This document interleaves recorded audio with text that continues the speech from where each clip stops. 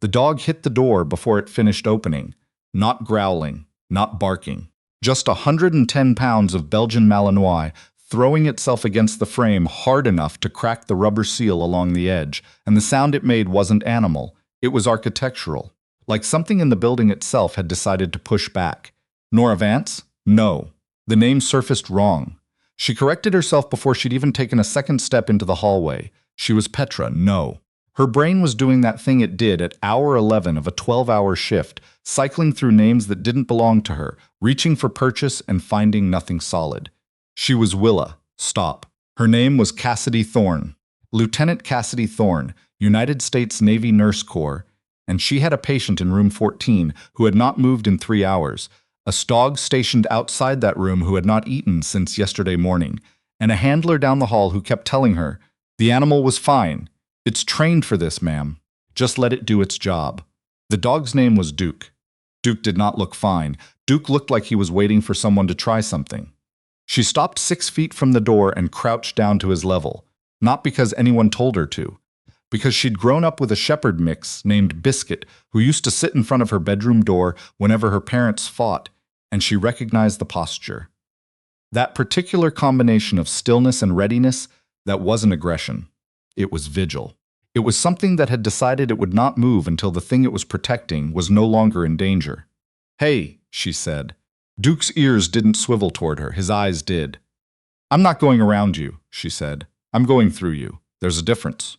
She held out her hand, knuckles forward, low and slow. Duke's nostrils flexed. He processed her the way his kind always did, not with eyes, which could be fooled, but with something older and harder to deceive. She counted 4 seconds, then his nose touched her knuckles. Just barely. Like a question. "I've got antibiotics in my pocket," she said, "and I need to hang a new bag in the next 15 minutes, or your person is going to develop a secondary infection on top of everything else he's already dealing with." Duke stood up, stepped aside. Not fully, just enough for her to pass if she turned sideways. She did. The man in the bed was Staff Sergeant Emmett Rowe, 32 years old, SEAL Team 3, and he had taken 2 rounds in the left side during an extraction that went wrong in a place the official paperwork didn't name. He'd been on her ward for 9 days. She knew his blood pressure pattern by heart. She knew he ground his teeth when the pain broke through the medication window around 0400. She knew he always turned the TV to the Weather Channel and then never actually watched it, just let the radar loops play on mute like they were company. What she didn't know was who had been in his room at 2200 last night before she came on shift. The charge nurse had mentioned it in handoff, almost as an aside. Someone had badged in with a visitor credential that later came back as a duplicate. Security was looking into it. Probably a clerical error. Duke had apparently been inconsolable for 40 minutes after, and it had taken the handler plus 2 MPs to settle him down. Cassidy hung the antibiotic drip and checked Rose's vitals by hand, even though the monitor was working fine. She did this because machines could lie, not through malice but through interpretation. A number on a screen was a translation. A pulse under 2 fingers was a fact. His eyes opened while she was counting. "You're the one who talked to Duke," he said. "He told you that? He's calmer when you're in here." Rose's voice was gravel and rust. He hadn't used it much in 9 days. "You do something?" Held out my hand and explained my intentions. A pause. He processed this the same way Duke had, with something that took longer than it looked. "Did it work? You're here, aren't you?" Something in his face shifted. Not quite a smile, more like the memory of one. She left him with the IV dripping and Duke repositioned at the foot of the bed. And she went back to the nurse's station and stood there for a moment in the particular quiet of 013 on a Tuesday. And she thought about the duplicate badge. She thought about it the way you thought about a sound you heard in the walls. Not loudly, but persistently. The investigator came at 0630. He was Navy JAG, and his name was Special Agent Colton Marsh, and he was the kind of tall that required doorways to pay attention. He wore a civilian suit that was trying very hard to seem casual and failing completely, and he came to the nurse's station and showed his credentials and asked to speak with the nurse who had the most contact with the patient in room 14. The charge nurse pointed at Cassidy without hesitating. Marsh looked at her for a moment before speaking, the way some people looked at things they were recalibrating their expectations for. She was 31 years old and she knew she looked younger, and she was aware that people sometimes made decisions based on that and then had to unmake them later. Lieutenant Thorn, he said. Special Agent Marsh, she said. You want coffee before we start or after? He blinked. After. She took him to the small conference room at the end of the hall. He had a tablet and a notepad, which she found interesting. The redundancy of it suggested either thoroughness or anxiety, and she hadn't decided which yet. He asked about the badge duplicate first. Standard questions. Had she seen anyone near room 14 during her previous shift? Had the patient mentioned any visitors? Had Duke behaved unusually in the days preceding the incident? Duke behaves unusually toward everyone, she said. Except Roe and apparently me. Can you explain that? Not medically. Dogs aren't my specialty. What is? Trauma care. Critical stabilization. Making sure people who should have died on a transport don't. Marsh wrote something down. She waited. Someone accessed Sergeant Roe's room with a credential that was created fraudulently, he said. We don't know what they were looking for. We don't know if they found it. What we do know is that the credential was generated from inside the base network, which means, someone here, she said. Someone here.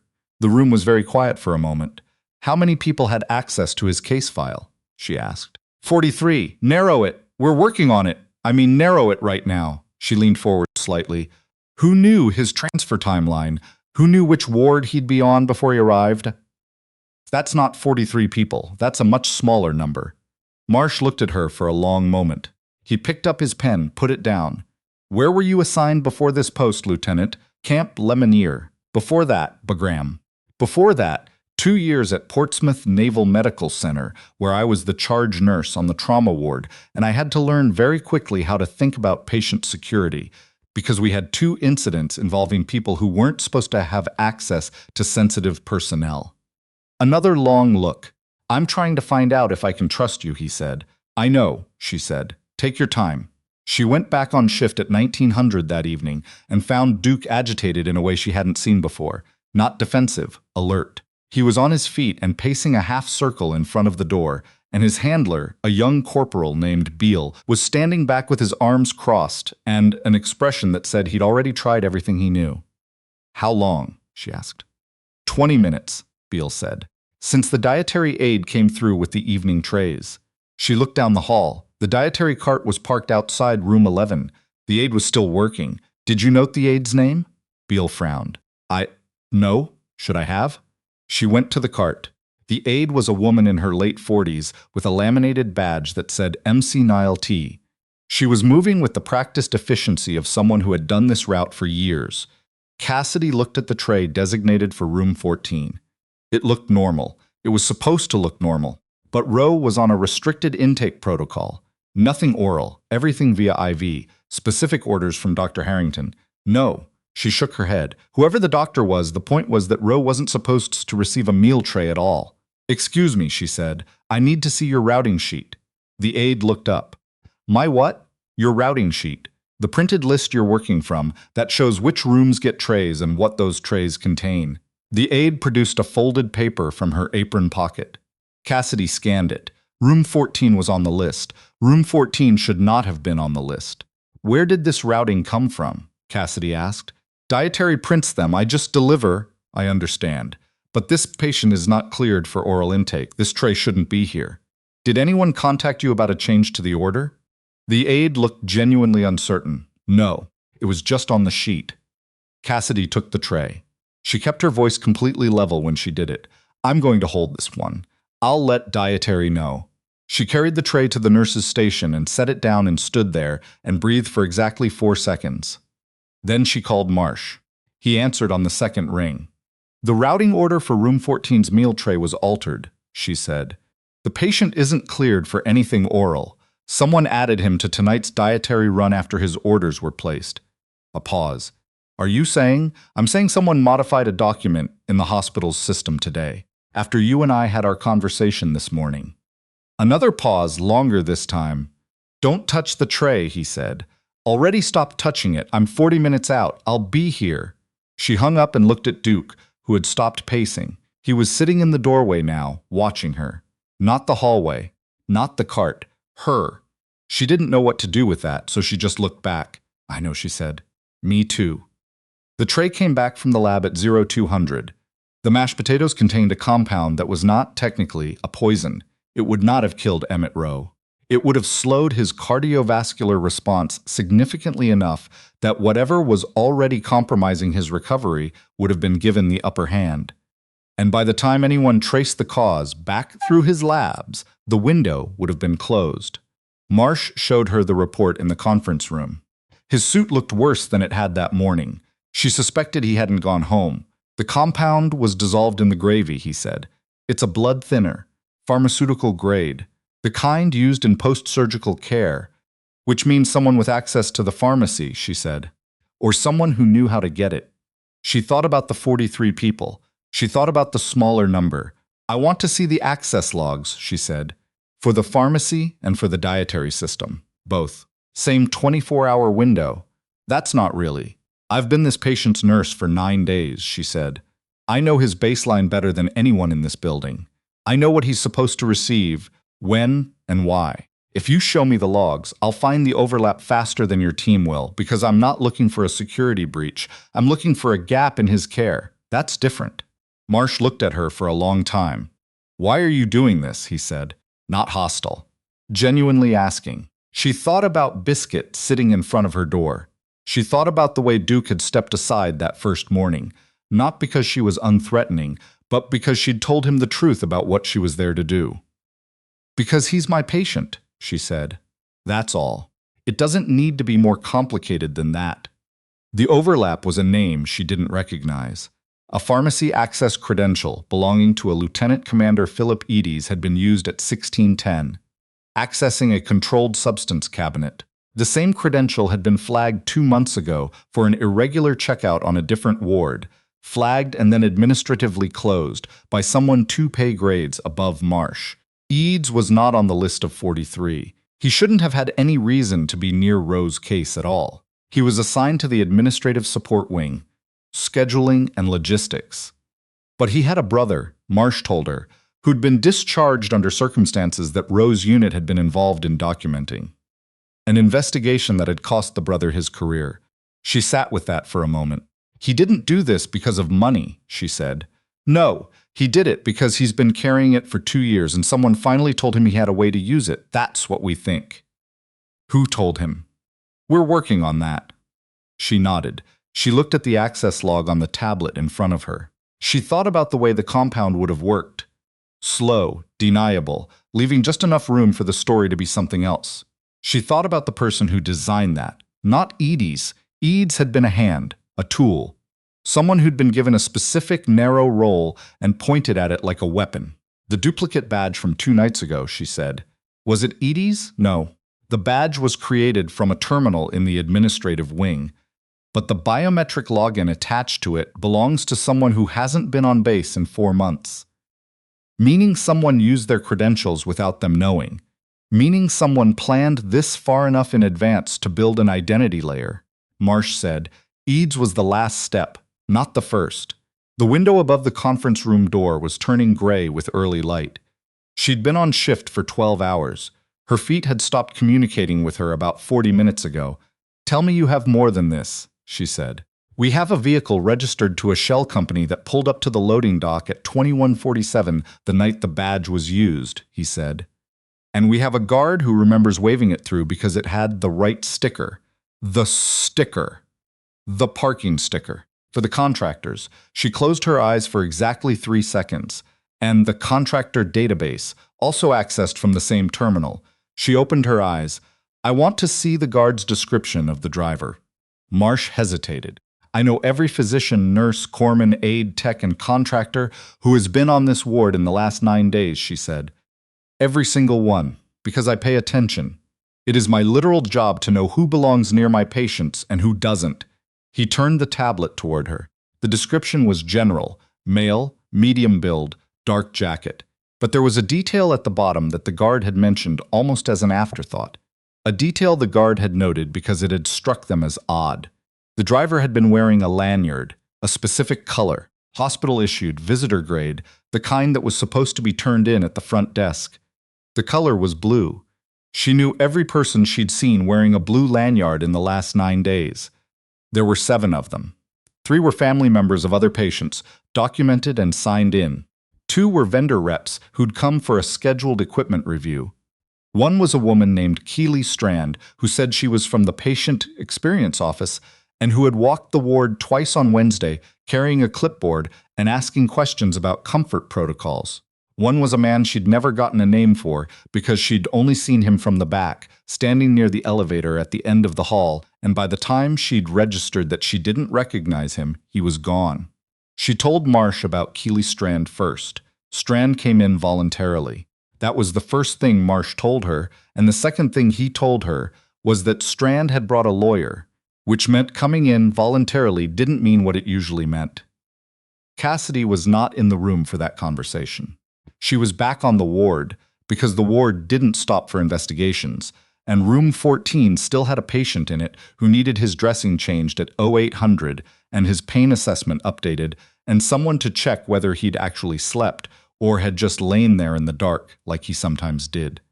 He'd lain there in the dark. "You could tell me what's happening," Rose said while she worked. "I could," she said. "But you won't. I'm telling you that someone tried to interfere with your care, that I caught it, and that people significantly above my pay grade are handling it." He was quiet for a moment. Duke was lying against the wall below the window, watching both of them with the patient attention of something that had decided this room was worth protecting indefinitely. "How did you catch it?" Roe asked. Duke helped. A pause. "Duke doesn't trust anyone. He trusted me after about 4 seconds." Another pause. She could feel him thinking about that, turning it over the way people turned over things that didn't fit their model of how the world worked. "Why?"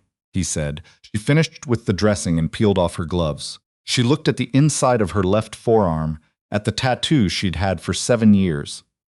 3 small stars in a line, the same ones her father had worn as part of his service insignia, the ones she'd had put there the week after his funeral as a way of carrying something she couldn't otherwise carry. She'd never thought much about who might see it. She'd just needed it to exist. "I think he smelled the grief," she said. "I think he knew I wasn't there to take anything. I was there to hold something that needed holding." Roe looked at her for a long moment. He nodded once. Slowly, Duke's tail moved. Not a wag, just a slow single arc, an acknowledgement of something that didn't need a name. Keely Strand wasn't the architect. She was what Marsh called, in a text to Cassidy at 1400, a cutout, someone inserted into the process to create distance between the action and the person who designed it. Her role had been simple: walk the ward, identify the weak points in the security posture, confirm the room number and the patient's condition, leave. She'd done her job, she'd done it well, and she'd been told it was for an insurance audit. The man behind it was someone Marsh would only refer to, even in text, as a person of interest with pending clearance implications. He told her the case was moving up the chain and that she would probably be asked to provide a formal statement. She wrote back, "Fine." He wrote back, "Thank you for the assist, Lieutenant." She put her phone in her pocket and stood at the window at the end of the hall and looked at the parking lot for a while. It was a Tuesday afternoon. The sky was the particular pale blue of late spring, the kind that looked fragile from the inside of a building. She thought about her father, who had served 20 years and come home and quietly fallen apart in a way that no one had prepared them for. She thought about the way he used to say that the hardest part wasn't the service. The hardest part was afterward, when the thing you'd built your whole identity around was suddenly optional, and you had to figure out who you were without the mission giving you shape. She thought about Emmett Rowe in room 14, who was going to wake up one day without the mission either, and who was going to need someone to be steady for him while he figured that out. She went back to the nurse's station and picked up her next chart. He was discharged on a Thursday. She happened to be at the end of the hall when they brought the wheelchair out, not because she'd planned it, but because she'd been checking the supply room and the timing just was what it was. She watched Rowe lever himself into the chair with the careful deliberateness of someone who had relearned every movement since being shot, and she watched Duke fall into position at his left heel without being told, and she watched the corpsman start to wheel them toward the elevator. Rowe turned his head when they passed her. He didn't say anything for a second. "The stars," he said. He meant the tattoo. My dad, she said. He nodded, one of those nods that meant more than the motion. You ever get tired of being the one holding things? He asked. She thought about it honestly. Sometimes. But I'm good at it, and the people I hold it for are worth it. He looked at her for a moment that lasted a little longer than a hallway moment should. Yeah, he said. I believe that. Duke looked up at her as they passed. His ears came forward. His tail moved again, that same single arc, unhurried. She watched them until the elevator doors closed. Then she turned back to the ward because there were 5 other patients on her board and 2 of them needed her, and the hallway wasn't going to hold itself. She did her job. That was always, in the end, what she did.